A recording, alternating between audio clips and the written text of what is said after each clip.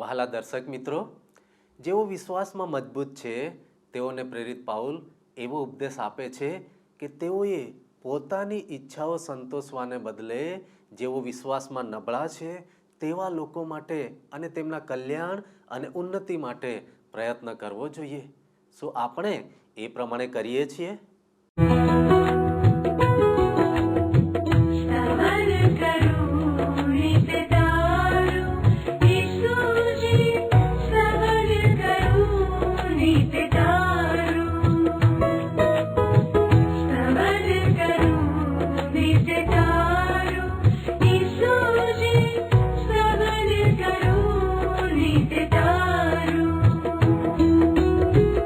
आज सवारे साध सुनी तऊ महिमा करूं प्रभु तारो,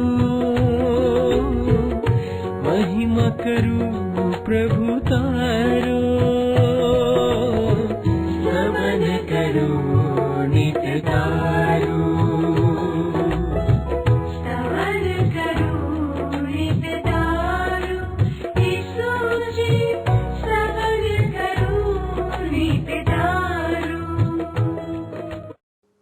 નમસ્કાર મિત્રો, ઈશ્વરે આપણને એક અદ્ભુત સર્જન તરીકે બનાવ્યા છે, જેથી તમારો ઉપયોગ તેમના મહિમા માટે અને ઘણા બધાની ઉન્નતિ માટે કરી શકે. દરેક માનવી જે સાચા અને જીવંત ઈશ્વરમાં વિશ્વાસ કરે છે તેને ઈશ્વર દ્વારા આ જગતના લોકો માટેની ઉન્નતિનું કારણ બનીને શાંતિ મેળવવા માટે બોલાવવામાં આવ્યો છે. ઈશ્વર આપણી યોગ્યતા કે ક્ષમતા મુજબ લોકોની ભલાઈ માટે આપણો ઉપયોગ કરવા માગે છે. તેથી આપણે ઈશ્વરના વચનોમાં વધુ ને વધુ વૃદ્ધિ પામવાની જરૂર છે. આજના સમયમાં વિશ્વાસી પરિવારોમાં વિવિધ પ્રકારની નૈતિક અને આત્મિક સમસ્યાઓ ઊભી થઈ રહી છે. જોકે એક વિશ્વાસીએ તેના પડોશી માટે ઈશ્વરના એક પ્રતિનિધિ તરીકે કાર્ય કરવું જોઈએ. આપણને અન્ય લોકોના કલ્યાણ માટે બનાવવામાં આવ્યા છે, પરંતુ ઈશ્વરના વચનોની અજ્ઞાનતાને કારણે ઈશ્વર આપણને આ સેવાથી વંચિત કરી રહ્યા છે. આજે વિશ્વાસીઓનું સૌથી મોટું પાપ ઈશ્વરના વચનોથી દૂર રહેવું તે છે. આજે આપણે બાઇબલમાંથી રોમનોનો પત્ર તેનો 14મો અધ્યાય ને 21મી કલમથી લઈને 15મા અધ્યાયની 6ઠ્ઠી કલમ સુધી અભ્યાસ કરીશું. આપણે પોતાના હિત માટે નહીં, પરંતુ નબળો વિશ્વાસ ધરાવતા આપણા ભાઈ બહેનોના કલ્યાણ અને તેમની ઉન્નતિ માટે કાર્ય કરવાનું છે. તે વિશે અભ્યાસ કરીશું. અને હા, 15મા અધ્યાયમાં વિશ્વાસમાં નબળા ભાઈઓની કાળજી કેવી રીતે લેવી જોઈએ તે વિશે જોઈશું. તો ચાલો દર્શકો, આજના આપણા અભ્યાસમાં આગળ વધીએ. હવે મિત્ર, તમે રોમનોને પત્રના 14મા અધ્યાયની 22મી કલમ તરફ જુઓ. એ આપણને ઈસુ ખ્રિસ્તના અનુયાયી માટે આચરણનો બીજો એક મહાન સિદ્ધાંત બતાવે છે. તમે મારી સાથે સાથે પ્રેમ સંદેશ નામના તમારા પુસ્તકના 458 નંબરના પૃષ્ઠ ઉપર જોશો મિત્ર, તો રોમનોને પત્રના 14મા અધ્યાયની 22મી કલમમાં લખવામાં આવ્યું છે કે આ બાબત વિશે તું શું માને છે તે તારી અને ઈશ્વરની વચ્ચે જ રાખ. પોતાને યોગ્ય લાગતું કાર્ય કરનાર વ્યક્તિ પોતાને દોષિત ન ઠરાવે તો તેને ધન્ય છે.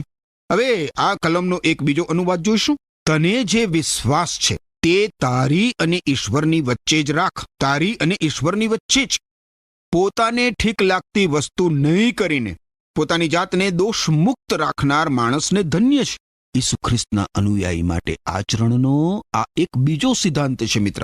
રોમનોને પત્રના લેખક પ્રેષિત પાઉલે યોગ્ય અયોગ્ય વિશે તો ક્યારની વાત કરી દીધી છે. ઈશ્વર માટે કશુંક કરતા પહેલા આપણે પોતાની જાતને પ્રશ્ન પૂછવો જોઈએ કે આ કરવું મારા માટે યોગ્ય છે? શું હું જે કરવા માંગુ છું તે ઉત્તેજનાથી, અપેક્ષાથી અને આનંદથી કરી શકું? હવે આ બીજો સિદ્ધાંત જે કંઈ કરવામાં આવ્યું છે તે તરફ પાછળ દ્રષ્ટિ કરે છે. પોતે જે કંઈ કર્યું છે તેમાં પોતાને દોષિત નહીં ઠરાવનાર માણસને ધન્ય છે. વિશ્વાસી કોઈ પણ જાતના પ્રેરક બુદ્ધિના ડંખ વગર તેણે જે કંઈ કર્યું હોય તે તરફ જોઈ શકવો જોઈએ મિત્ર. એટલે કે તેણે કરેલા આચરણ માટે તેની પ્રેરક બુદ્ધિ તેને ડંખતી ના હોવી જોઈએ. હું તમને પેલા ઉડાવ દીકરાનું, ખોવાયેલા દીકરાનું ઉદાહરણ યાદ અપાવું મિત્ર. પ્રભુ ઈસુ ખ્રિસ્તે આપ્યું છે એમના શુભ સંદેશમાં. હવે એ ઉડાવ દીકરો દૂર દૂર પરદેશમાં ચાલ્યો ગયો હતો, પણ એ એના પિતાનો પુત્ર જ હતો. અન્ય ભ્રષ્ટ બાબતો કરવાની સાથે સાથે મને લાગે છે કે તે દારૂ પણ પીતો હશે. જો કે દારૂ પીવા છતાં એ એના પિતાનો પુત્ર જ હતો. તો પછી તેની અને જે ભૂંડો ચરાવતો હતો એ ભૂંડો વચ્ચે શો તફાવત હતો? તફાવત એ હતો કે પેલા ભૂંડોમાંથી એક પણ ભૂંડે એમ ના કહ્યું કે હું પાછો મારા પિતાની પાસે પાછો જઈશ. તમે જુઓ મિત્ર, ખોવાયેલો ઉડાવ દીકરો ભૂંડો સાથે હતો. ત્યારે એણે શું કહ્યું? એણે કહ્યું કે હું આ જગ્યાને, આ સ્થિતિને ધિક્કારું છું. હું આ પરિસ્થિતિમાંથી બહાર નીકળી જઈશ. હું મારા પિતાની પાસે ઘેર પાછો ફરીશ અને મારા પિતા સમક્ષ કબૂલ કરીશ કે હું કેવો પાપી દીકરો છું. એટલે મિત્ર, એક વિશ્વાસી અને એક અવિશ્વાસી દારૂ પીવે એ બંને વચ્ચે શો તફાવત છે? તફાવત આ છે, દારૂ પીધાની બીજી સવારે દુનિયાવી માણસ માથાના દુખાવાની સાથે જાગે છે અને માથા પર બરફ મૂકીને કહે છે કે દારૂ પીવાની કેટલી બધી મજા પડી. હવે બીજી વાર થોડો વધુ દારૂ પીને થોડી વધુ મજા કરીશ, જીવનને રંગીન બનાવીશ, મોજીલું બનાવી દઈશ. પરંતુ ઈશ્વરનો બાળક શું કરશે? ભારે મસ્તક લઈને બીજી સવારે જાગતાની સાથે જ એ પથારીના ટેકે ટેકે પોતાના ઘૂંટણો ઉપર પડીને રુદન સાથે ઈશ્વરને પોકારી ઉઠશે, ઓહ પ્રભુ, હું મારી જાતને ધિક્કારું છું. હું આવી ભૂલ કદી જ નહીં કરું. એ ઈશ્વર સમક્ષ પોતાના પાપ કબૂલ કરે છે. પેલા ખોવાયેલા ઉડાવ દીકરાના ઉદાહરણમાં નોંધપાત્ર બાબત એ છે મિત્ર કે ફરી પાછો ભૂંડોની સંગતમાં ના ગયો. ભૂંડોની એ સંગત હવે તેને ગમતી નહીં. વિશ્વાસી અને અવિશ્વાસી વચ્ચેનો આ જ તફાવત છે મિત્ર. પોતાને યોગ્ય લગતું કાર્ય કરનાર વ્યક્તિ પોતાને દોષિત ન ઠરાવે તો તેને ધન્ય છે. મારા મિત્ર, તમારા જીવનમાં તમે એવું કશું કર્યું છે જે તરફ જોતા તમને તમારી જાત ઉપર ધિક્કાર છૂટે છે? તો એ તમારી પ્રેરક બુદ્ધિને ડંખે છે. એ બાબત કઈ છે? તમારી પ્રેરક બુદ્ધિ તમને ડંખે છે એ છે તમે જે કાંઈ કર્યું છે તે. બીજા અનેક લોકો એવું કરતા હોય તો પણ તમારા માટે એવું કરવું અયોગ્ય છે, ખોટું છે. તમારા કૃત્ય માટે પશ્ચાતાપ સહિત પ્રભુ ઈસુ ખ્રિસ્તને શરણે આવીને પ્રભુ ઈસુ ખ્રિસ્ત પાસેથી તમારા કૃત્ય માટે માફી મેળવી લો મિત્ર. તમારું કલ્યાણ એમાં જ છે. પોતાને યોગ્ય લગતું કાર્ય કરનાર વ્યક્તિ પોતાને દોષિત ન ઠરાવે તો એને ધન્ય છે. પાપ એ કોઈ અંગત અને છુપી બાબત નથી. આપણે જે કાંઈ કરીએ છીએ તે બીજાને આકર્ષે છે મિત્ર, અને એટલે આપણે સતત બીજાઓનો વિચાર કરવો જ જોઈએ. ઈશ્વરે આપણને એકબીજા પર આધારિત થવા સૃજ્યા છે, પોતાના ઉપર જ નહીં. અને એટલે મિત્ર, પ્રભુ ઈસુ ખ્રિસ્ત પરના વિશ્વાસમાં આપણે મજબૂત હોઈએ તો એમાં અભિમાન કરવાને બદલે આપણે ધીરજ અને સંયમ સંપાદિત કરીને નમૂનારૂપ જીવન જીવવું જોઈએ.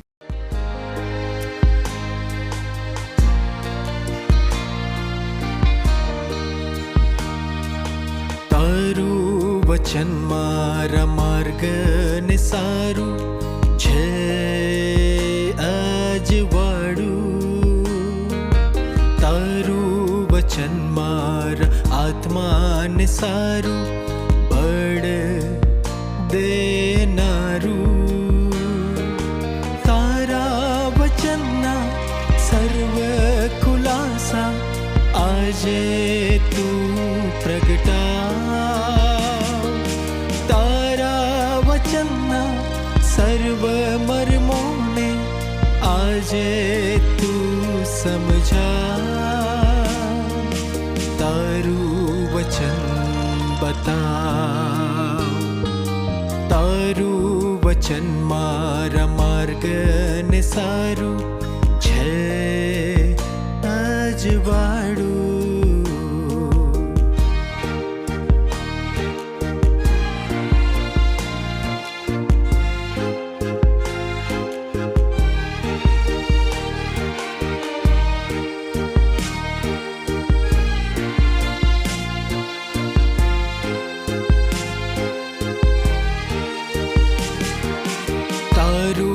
વચન મારા સર્વ દુઃખોને છે હરનારું.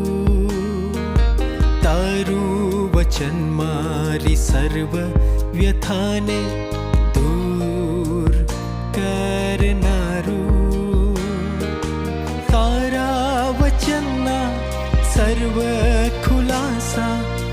આજે તું પ્રગટા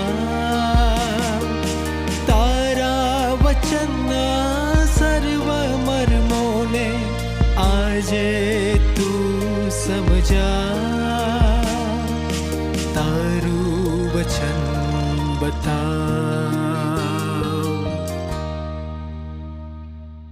હવે જુઓ પ્રેષિત પાઉલ આગળ 23મી કલમમાં શું કહે છે. રોમન લોકોને લખેલો પત્ર 14મો અધ્યાય 23મી કલમ. તે જે ખાય છે તે સંબંધી તેના મનમાં શંકા હોય તો ઈશ્વર તેને દોષિત ઠરાવે છે, કારણ તેનું કાર્ય વિશ્વાસ ઉપર આધારિત નથી. જેનો આધાર વિશ્વાસ ઉપર નથી તે પાપ છે. ધ્યાનથી સાંભળો, જેનો આધાર વિશ્વાસ ઉપર નથી તે પાપ છે. આનો અર્થ એ થાય મિત્ર કે તમે જે કરો છો એમાં તમે માનતા હોવા જોઈએ. તમને વિશ્વાસ હોવો જોઈએ કે તમે જે કરો છો એ ખોટું નથી. તમે જે કરો છો તે બરાબર નથી, યોગ્ય નથી, એવું તમને લાગતું હોય તો કદી જ એ કાર્ય કરશો નહીં, કદી જ એ કાર્ય કરશો નહીં. વિશ્વાસી માટે આ કલમમાં એક નવી વ્યાખ્યા આપવામાં આવી છે. આચરણનો કોઈ માર્ગ અથવા કૃત્યની કોઈ દિશા વિશ્વાસમાંથી સ્ફૂર્તિ નથી તો તે પાપ છે. શંકાસ્પદ અથવા આંગળી ચીદી શકાય એવી બાબતો માટે પવિત્ર આત્માનો આ ઉત્તર છે મિત્ર. જે રીતે વિશ્વાસી પ્રભુ ઈસુ ખ્રિસ્ત પરના વિશ્વાસને કારણે ઉદ્ધાર પામે છે, એ જ પ્રમાણે વિશ્વાસીએ ચાલવાનું પણ વિશ્વાસથી જ છે. વારું મિત્ર, હવે આપણે રોમન લોકોને લખેલા પત્રના 14મા અધ્યાયનો અભ્યાસ પૂરો કરીને આગળ 15મા અધ્યાયમાં પ્રવેશ કરીએ. તમે જોશો મિત્ર તો રોમન લોકોને લખેલા પત્રના 15મા અધ્યાયમાં મુખ્યત્વે વિશ્વાસીઓના અંદરના સંબંધ ઉપર અને વિશ્વાસીઓના અન્ય લોકો સાથેના સંબંધ ઉપર પ્રકાશ પાડવામાં આવ્યો છે. આપણે વિશ્વાસીના આચરણ સંબંધી મહાન સિદ્ધાંતો જોતા આવ્યા છીએ ને મિત્ર. 14મા અધ્યાયમાં આપણે એમાંના 2 સિદ્ધાંતો જોઈ ગયા. પહેલો સિદ્ધાંત છે દ્રઢ માન્યતાને લગતો સિદ્ધાંત અને બીજો સિદ્ધાંત છે પ્રેરક બુદ્ધિને લગતો સિદ્ધાંત. હવે આપણને ત્રીજો સિદ્ધાંત જોવા મળે છે, વિશ્વાસમાં નબળા ભાઈની કાળજી. એ સિદ્ધાંત પ્રદર્શિત થવાની શરૂઆત મિત્ર 14મા અધ્યાયથી થઈ હતી, યાદ છે ને? 15મા અધ્યાયની પ્રથમ 3 કલમોનો વિષય અલગ થવા વિશે છે. પછી ઈશ્વરનો મહિમા કરવા માટે યહૂદી અને બિન યહૂદી વ્યક્તિને એક શરીરમાં સમાવવામાં આવે છે, એ આપણે જોઈશું. છેલ્લે પ્રેષિત પાઉલ બિન યહૂદી લોકો માટે અને વિશેષ કરીને રોમન લોકો માટે પ્રેષિત તરીકે નિયુક્તિ પામ્યો છે એવી પ્રેષિત પાઉલની સાક્ષી આપણને જોવા મળશે. હવે મિત્ર તમે મારી સાથે સાથે 15મા અધ્યાયની પહેલી કલમ જોશો કે છે આપણે જેવો વિશ્વાસમાં દ્રઢ છીએ. ઉપર શીર્ષક જુઓ, ત્યાં લખ્યું છે પોતાને નહીં પણ બીજાને ખુશ કરો. પોતાને નહીં પણ બીજાને ખુશ કરો. એ શીર્ષક નીચે રોમન લોકોને લખેલા પત્રના 15મા અધ્યાયની પહેલી કલમ કહે છે આપણે જેવો વિશ્વાસમાં દ્રઢ છીએ તેઓએ નિર્બળોના બોજ ઊંચકવામાં મદદ કરવી જોઈએ. આપણે પોતાના જ સુખનો વિચાર કરવો ન જોઈએ. આ કેટલું અદ્ભુત વચન છે મિત્ર. પ્રભુ ઈસુ ખ્રિસ્તના અનુયાયીના આચરણને માર્ગ દિશા આપનાર આ એક ત્રીજો સિદ્ધાંત છે. જ્યારે તમે તમારા ઘેર કોઈ વિશ્વાસીને બોલાવો તો એને એવું કશું કરવાની ફરજ ના પાડો જેમાં એ માનતો નથી, કારણ એથી એને મન દુઃખ થશે. તમે કશુંક એવું કરતા હો જે તમારા ઘેર આવેલો વિશ્વાસી ના કરતો હોય તો એમાં સામેલ થવા માટે એને ફરજ પાડશો નહીં કે એના ઉપર દબાણ કરશો નહીં. એના બદલે તમે પણ એવું કશુંક કરશો નહીં. બીજાઓની કાળજી રાખો, બીજાઓની કાળજી રાખો. હું સિનેમા જોતો નથી મિત્ર, કારણ કે હું માનું છું કે તેથી ઘણાના વિશ્વાસને ઠોકર વાગી શકે છે. તમે કહેશો કે સિનેમા જોવામાં શું થઈ ગયું? પણ મિત્ર, હું મારો વિચાર નથી કરતો, બીજાનો વિચાર કરતા શીખી ગયો છું. આમાં બીજાઓની કાળજી રાખવાનો સિદ્ધાંત કામ કરે છે. આપણે પોતાના જ સુખનો, પોતાના જ ગમા અણગમાનો, પોતાની જ મોજ મજાનો, પોતાના જ આનંદ પ્રમોદનો કે પોતાને જ મનગમતી વાતનો વિચાર કરવો ના જોઈએ. પાઉલ પોતાને વિશ્વાસમાં દ્રઢ તરીકે ઓળખાવે છે અને તે ભારપૂર્વક કહે છે કે વિશ્વાસમાં દ્રઢ હોવાનો દાવો કરનારે વિશ્વાસમાં નબળી વ્યક્તિ હોય એવી વ્યક્તિના પૂર્વગ્રહો અને લાગણીઓને લક્ષમાં લેવા જોઈએ. જુઓ બાઇબલમાં નવા કરારના વિભાગમાં કરંથવાસીઓને લખેલો પહેલો પત્ર છે એના 8મા અધ્યાયની 13મી કલમમાં ઈશ્વરનું વચન શું કહે છે? કે છે જો મારો ખોરાક મારા ભાઈની પાસે પાપ કરાવે તો મારા ભાઈનું પતન ન થાય તે માટે હું કદી જ માંસ ખાઈશ નહીં. અને આ ઉપરાંત પ્રેષિત પાઉલે કરંથવાસીઓને લખેલા પહેલા પત્રના 10મા અધ્યાયની 24મી કલમમાં શું કહ્યું છે એ જુઓ. કે છે દરેકે માત્ર પોતાનું જ નહીં પણ બીજાનું હિત પણ જોવું. દરેકે માત્ર પોતાનું જ નહીં પણ બીજાનું હિત જોવું. બીજાની જે લાગણીઓ છે એનો ખ્યાલ રાખો. એકબીજાના ભાર ઊંચકવામાં મદદ કરો. એમ કરવાથી તમે પ્રભુ ઈસુ ખ્રિસ્તના નિયમનું પાલન કરો છો. ગલાતી લોકોને લખેલો પત્ર 6 અધ્યાય 2 કલમ પ્રમાણે. હવે આગળ આપણે રોમન લોકોને લખેલા પત્રના 15મા અધ્યાયની બીજી કલમ જોઈએ તો ત્યાં પ્રેષિત પાઉલ કહે છે કે એને બદલે દરેકે પોતાનો ભાઈ વિશ્વાસમાં દ્રઢ થાય એ માટે યત્ન કરવો કે જેથી તેનું હિત તથા તેની ઉન્નતિ થાય. બીજાનું હિત તથા તેની ઉન્નતિ થાય એટલે તેનું ઘડતર થાય, તેના વિશ્વાસનું અને તેના ચારિત્રનું. વિશ્વાસીના ઈસુ ખ્રિસ્તના અનુયાયીના આચરણનો હેતુ બીજાની ઉન્નતિ થાય, બીજાનો ઉત્કર્ષ થાય એવો હોવો જોઈએ. આપણા વર્તમાન માનવ સમાજના જાહેર અને અંગત જીવનના મૂલ્યો અને ધોરણોને લક્ષ્યમાં લેતા આપણને અલગ થવાના 3 મહાન સિદ્ધાંતો રૂપી દોરવણી દર્શક દિશા સૂચનો મળી આવે છે મિત્ર. પહેલું છે ખાતરી. આપણે જે કંઈ કરીએ એ પૂરેપૂરી ખાતરી સહિત કરીએ કે ઈશ્વર ઈચ્છે છે કે આપણે એવું કરીએ અને આપણને મનમાં એની પૂરી ખાતરી છે. બીજું છે પ્રેરક બુદ્ધિ. આપણું આચરણ એવું હોવું જોઈએ કે જેથી પાછળથી એ માટે આપણી પ્રેરક બુદ્ધિ આપણને ડંખે નહીં. અને ત્રીજી બાબત કઈ છે? ત્રીજી બાબત છે કાળજી. આપણે બીજાઓની લાગણીઓ અને પૂર્વગ્રહોની કાળજી રાખવી જોઈએ, એમનો ખ્યાલ રાખવો જોઈએ. હવે આગળ 15મા અધ્યાયની ત્રીજી કલમ જુઓ. ઈસુ ખ્રિસ્તે પોતાના સુખનો વિચાર કર્યો નહોતો. પ્રેષિત પાઉલ કહે છે ઈસુ ખ્રિસ્તે પોતાના સુખનો વિચાર કર્યો નહોતો. શાસ્ત્રોમાં લખેલું છે તમારી નિંદા કરનારાઓની નિંદા મારા પર આવી પડી. અહીં મિત્ર જે કલમ ટાંકવામાં આવી છે એ ગીતશાસ્ત્રના પુસ્તકના 69મા અધ્યાયની 9મી કલમ છે. ગીતશાસ્ત્ર 69 એ મસીહ ઈસુ ખ્રિસ્તને લગતા મહાન ગીતોમાંનું એક છે. ઈસુ ખ્રિસ્તે પોતાના જીવનમાં પોતાને જે ગમે છે તે અને પોતાના હિતને કદી જ પ્રથમ સ્થાન આપ્યું નહોતું મિત્ર. તો પછી પ્રભુ ઈસુ ખ્રિસ્તને અનુસરનારા આપણે પોતાના જીવનમાં કેવી રીતે પોતાના જીવનમાં પોતાને જે ગમે છે તેને કે પોતાના હિતને જ સ્થાન આપી શકીએ? વિચાર કરજો જરા આપણા આ પ્રશ્નો ઉપર.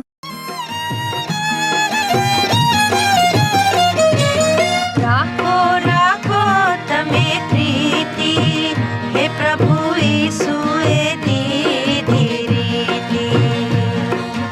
રાખો રાખો તમે પ્રીતિ, હે પ્રભુ ઈસુએ દીધી રીતિ. હે પ્રભુ ઈસુએ દીધી રીતિ.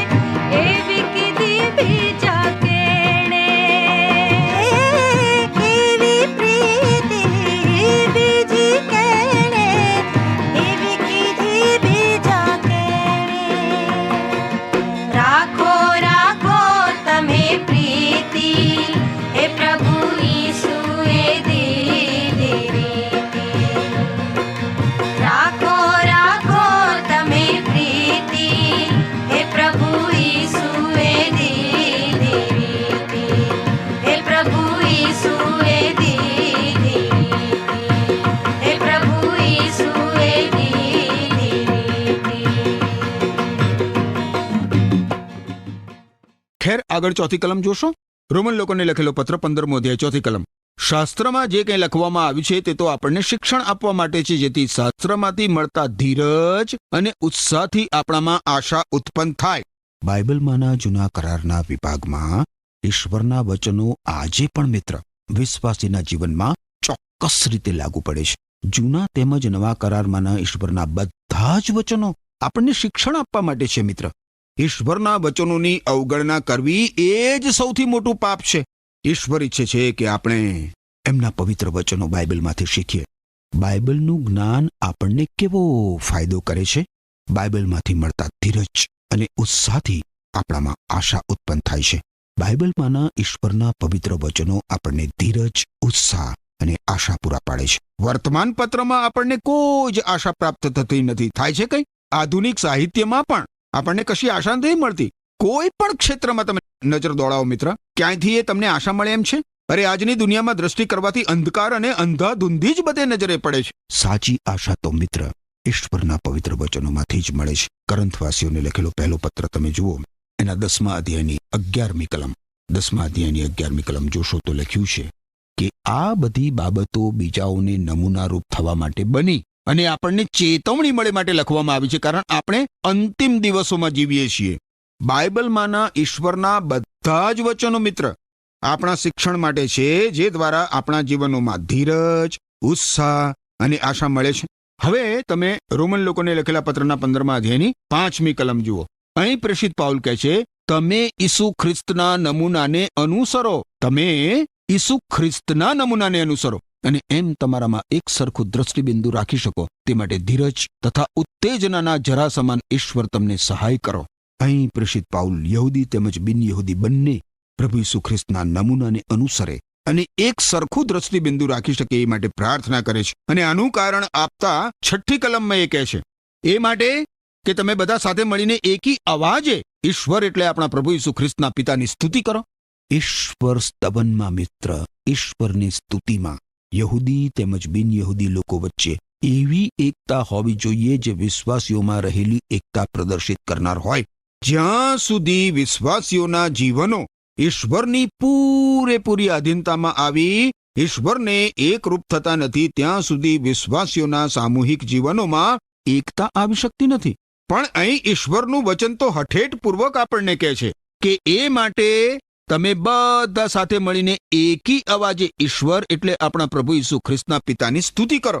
પ્રભુ ઈસુ ખ્રિસ્ત આપણને કૃપા આપે અને આપણી સહાય કરે કે જેથી આપણે સાચે જ બધા સાથે મળીને એકી અવાજે સ્વર્ગમાંના ઈશ્વર પિતાની સ્તુતિ કરી શકીએ. આમેન.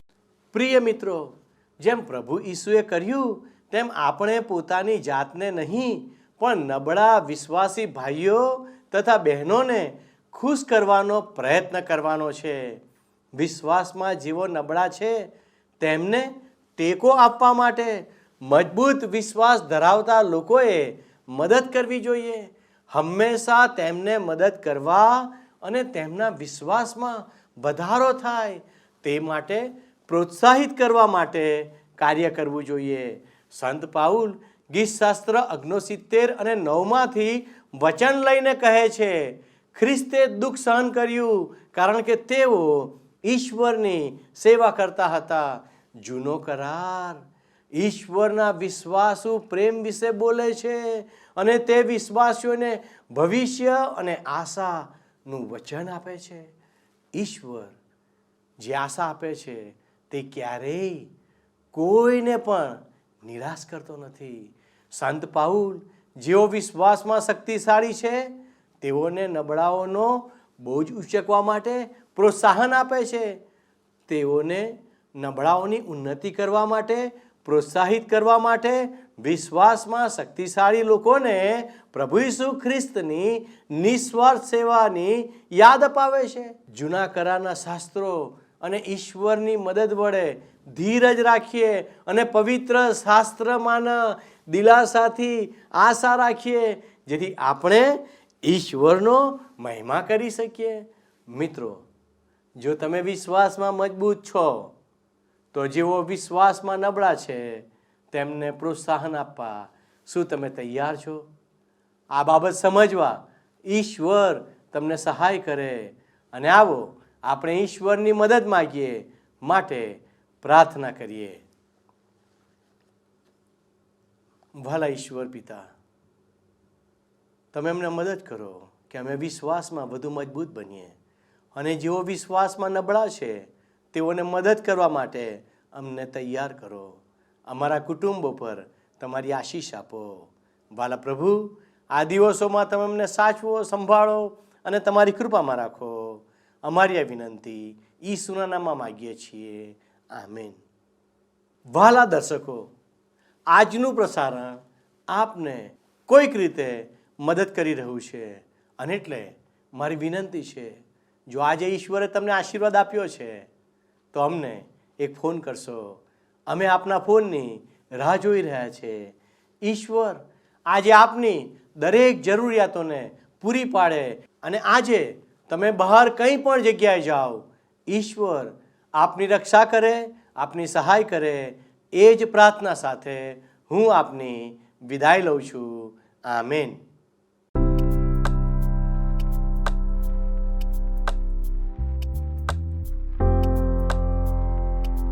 મિત્રો, ગત પ્રશ્નનો જવાબ છે ભારતીયો.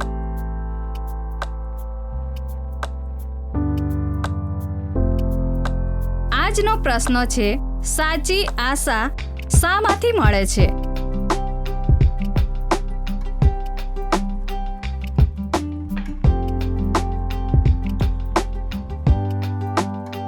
જવાબ આપેલ સ્ક્રીન પર દર્શાવેલ વોટ્સએપ નંબર પર આપવાનો રહેશે. કાર્યક્રમ દરમિયાન પૂછેલા પ્રશ્નનો સાચો જવાબ આપનાર વિજેતાઓના નામ દર મહિનાના પ્રથમ સોમવારે જાહેર કરવામાં આવશે. શું તમને આ કાર્યક્રમ ગમ્યો? અત્યારે જ અમને મિસ કોલ કરો.